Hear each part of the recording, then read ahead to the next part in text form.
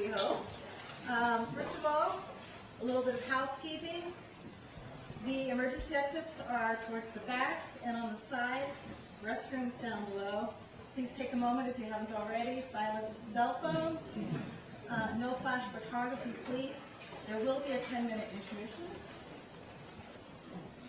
These are our wonderful 9 guests that we have that are here locally going to present their very special and unique stories. I'm looking forward as well. I have not heard them yet.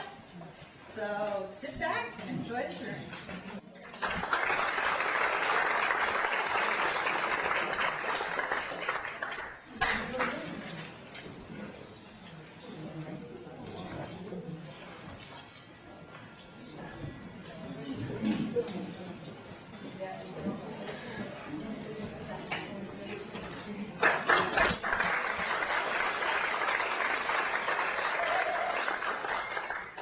Really an honor. My name is Minshall, by the way, in case you can't read. And I want to take a moment to welcome you all here tonight. It's a real privilege to be able to go first amongst these storytellers and the anecdotes that you're going to hear. There's some really great, talented people that are going to be here tonight to keep you guys entertained. One thing I wanted to mention that is interesting about this is as you're listening to these stories, if you have a story that you think somebody might like to hear, if it's a story that you're always telling at the bar or at the parties and everybody gathers around you and laughs, guess what? We have a venue for you. This is the idea with this event, which again was Shannon's baby, God bless you, Shannon, is to do this roughly around every quarter or so. And so there's tremendous interest tonight. We're actually sold out tonight and tomorrow night. So it gives those of you an opportunity that if you want to come up here and have a story to tell, they may be theme oriented as we move in towards the fall and whatnot.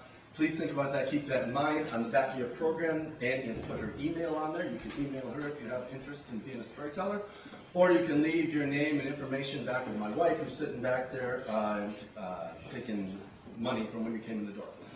So without any further ado, I will start off here and tell you that it was a little intimidating trying to figure out a story to tell when I heard little snippets about what some of the people were going to talk about.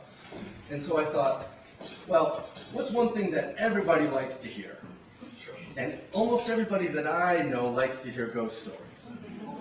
So I have had a number of what I will say unusual experiences in my life. And all I'm going to offer you is information and what happened to me, and you can draw your own conclusions from what I say and from some of the photos that I put up.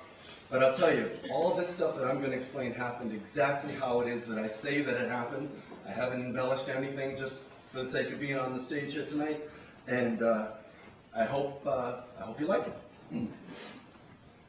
So my first tale begins. I grew up in the Midwest in Michigan, and I washed ashore. The first place on the East Coast I landed was Nantucket. Now, while I was there, there's one particular book on Nantucket that all the natives are really proud of, and it's called Ghosts of Nantucket. There's actually a Ghosts of Nantucket 2, and there's a number of different books that are about that. Well, one of the stories in Ghosts of Nantucket was a story that was called The Shimmering Bubble. Now, The Shimmering Bubble is based around this historical house on island that's called the 1800 House. Now, this is one of those homes that they have turned into a sort of a tourist attraction where all the rooms are decorated in period, and you can step in and they're just sort of cordoned off and you get to see how everybody lived their life then. Well, the story as it appears in the book is that while they were preparing the house for becoming the tourist attraction, they were installing an alarm system on the interior and exterior doors and the exterior windows. And the electrical alarm contractor kept having the alarm trip off at a certain time, not every night, but it was at the same time when it would go off. So then the police would come and they would see that nobody was there, and there would be one interior door that would be open. So they would shut the door and reset the alarm, and then it would happen again. So the contractor decides that the best way he can figure out what's going on is to spy it one night. So he goes there one night during the time when the door usually trips. And the story he relates is that there's a there's a birthing room that's right across the hall from this particular door. Now this door, and it's those old antique latches, you know, that you have to lift up. So when the door's shut, there's no way it pulls open.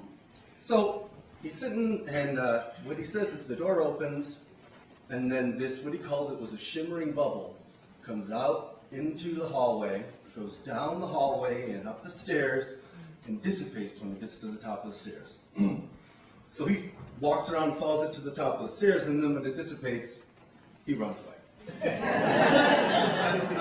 So my part of the story, just so happens, I used to ride my mountain bike by this particular place. I was going to a friend's house, and this was like October of, say, 1990. And so I'm riding my bike by the house, and there's a picket fence that is banging in the wind. I'm not making it up, banging in the wind. So I think, all right, so I pull my mountain bike over, and I lean it against the fence, and I go over, and the instant that I latch the gate, the alarm in the house goes off. So, naturally, what would the 6'6", 220-pound guy do? I run like a little girl. I get on my bike and I ride away, and I swear to this day that I see shimmering bubbles chasing me down the road. I'll give you that. This is actually Brent Point Light on the island. From there, I washed ashore onto Cape Cod. Now, I'm a painting contractor, and a lot of people's homes that I work in are homes that people have second homes, and they're not at all there during the winter, spring months. So I'm doing some work in this house in Hyannisport, and this is a house that's 150 years old. And the homeowners are in Maryland, and I show up at 7:30 in the morning, and it's one of those beautiful gambrel homes where you enter through the basement, the old basement that I have to duck to go through. And so I'm in there, and I'm walking in with my drop cloth and my paint bucket and my brush, and I come up into the steps into the kitchen, and it has one of those servant stairways, you know, that used to go up the back end, so, and it's really narrow. So and this is again 7:30 in the morning. I get to the bottom of the staircase, and I hear music coming from upstairs. And the best way I can explain it is it's like Victorian music, like very period music.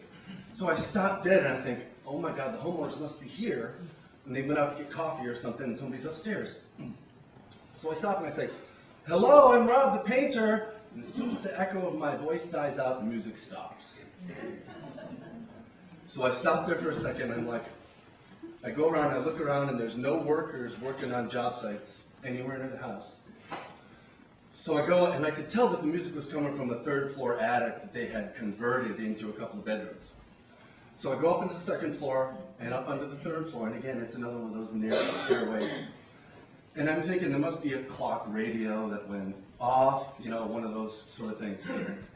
I get up to the attic, there's no electronic devices up there at all. There's not no alarm clock, there's nothing even on the second floor. So I'm thinking to myself, I've got to work all day in this house by myself. So again, what does the 6'6" person do? I lock myself in the bathroom and work there all day.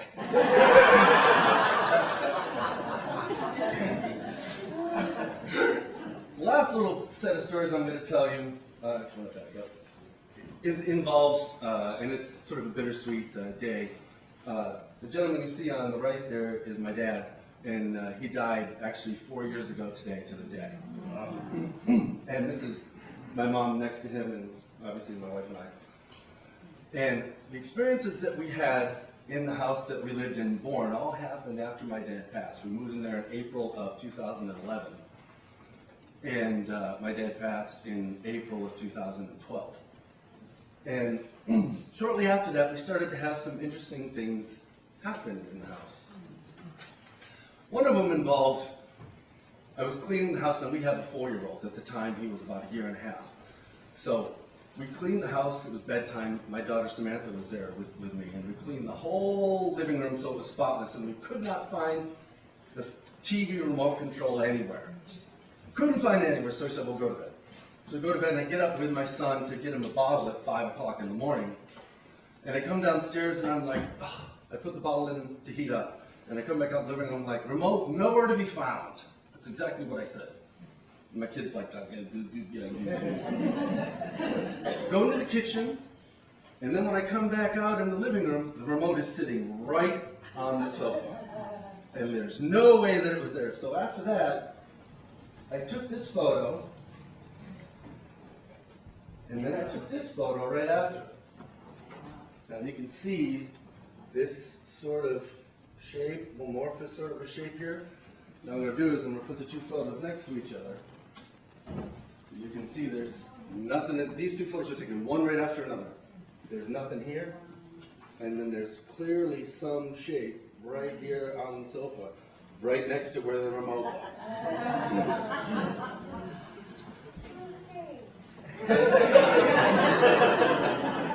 So, a couple other interesting things used to happen. Those used to be set in the kitchen.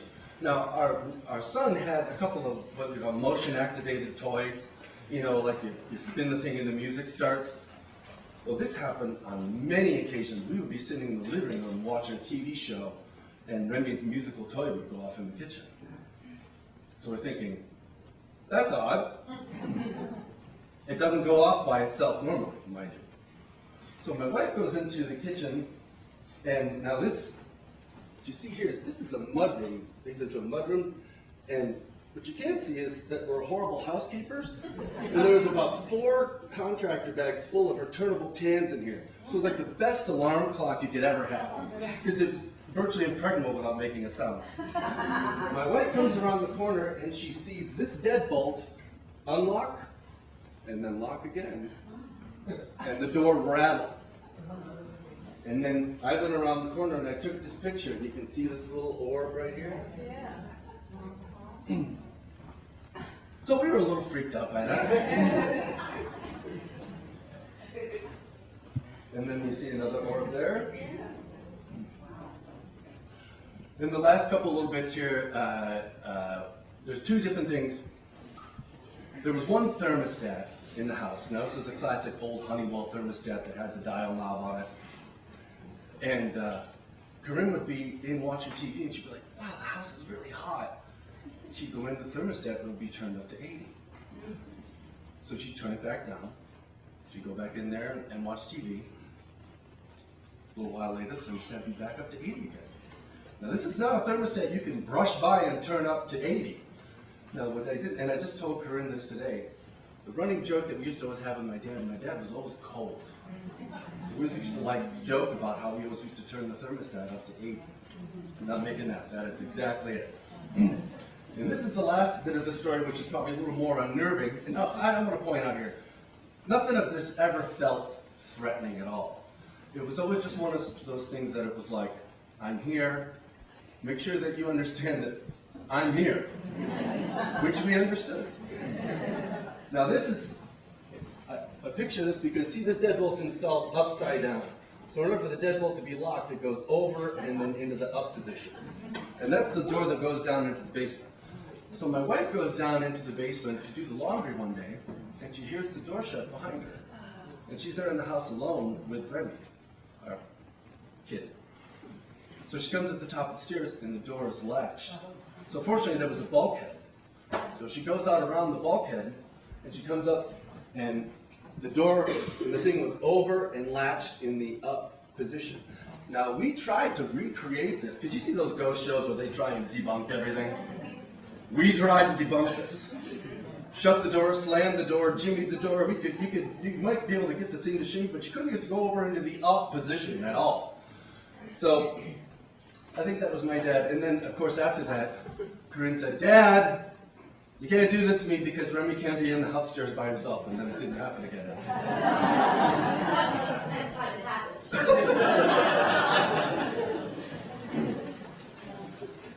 So I guess that's the beginning, my middle, and my end.